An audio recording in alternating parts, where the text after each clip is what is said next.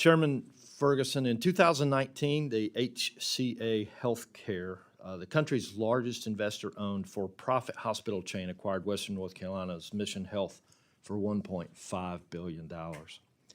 My constituents in Western North Carolina were promised that this acquisition would result in lower patient costs. But after the merger, prices rose higher than the average list prices of the 11 neighboring hospitals, and annual markup prices nearly doubled to an average of 33 percentage points a year. Patients have also experienced a lower quality of health care, with a Centers for Medicare and Medicaid Services report finding that at least 3 patients died and more were endangered at the merged hospital in 2022 and 2023 due to significant wait times, delays, negligence, and lapse of care. Despite this significant decline in quality of care, Mission's patient care profits were almost $100 million in 2022, 3.5 times higher than its profits the year before the acquisition.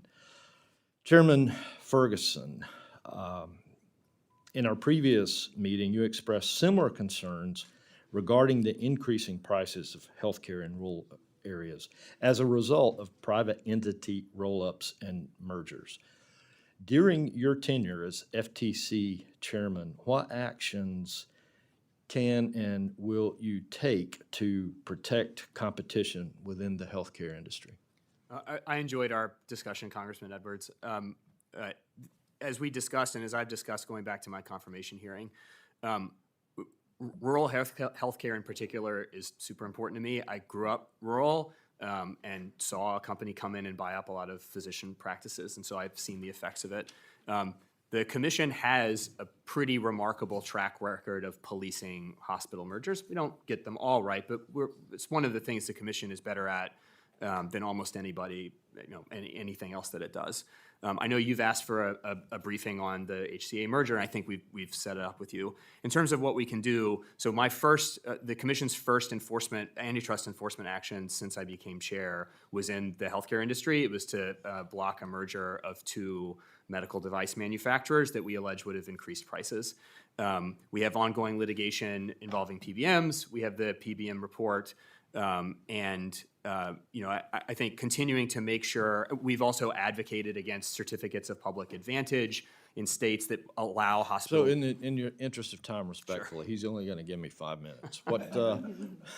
What can you do going forward to ensure that rural health care in America is protected? We will continue to police hospital mergers as effectively as we've done for the last 2 decades. How can you use your role as a federal regulator now to review the HCA and Mission Healthcare merger and take the necessary actions to reverse it if you determine that it's inhibited competition within the healthcare industry in Western North Carolina? The Commission doesn't approve mergers. If the Commission declines to bring an enforcement action, it isn't an approval. So the Commission always continues to monitor competitive effects in markets even after there are mergers that are not blocked. I'm happy to work with you and your staff, and my staff are as well, to understand the effects that the mergers had on rural North Carolina. Thank you. I appreciate that. And in the interest of time, I'm going to accept that offer, and let's work together. Now I'd like to ask, I'm informed that you may intend to file an amicus brief in a Texas Attorney General's case that would, if successful, cause asset managers to divest from the coal industry. Can you speak to that real quick? Is that true? So the state of Texas, along with a coalition of Republican attorneys general, brought a lawsuit against asset managers and accused them of having driven up the price of energy by driving down output in coal and oil, which, if true, is sort of a shocking, horrible thing that has been inflicted on all of us by driving up our energy prices. We have monitored, us in the Department of Justice have monitored this case closely. I think this was an important and groundbreaking case brought by Attorney General Paxton, and if true, could potentially remedy increasing energy prices by making sure that asset managers can't collude to drive down output and increase prices. And so, real quick, because I'm running out of time, how does that support President Trump's energy policy? President Trump has made it one of his chief priorities to unleash American energy so that prices for energy go down, which it promotes growth, makes it easier for all of us to put gas in our cars.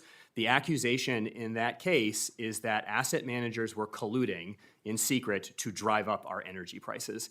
That is exactly the sort of thing the antitrust laws are designed to protect all Americans from. And we have monitored this case very closely. Thank you, Mr. Chair. I must yield. I'm out of time.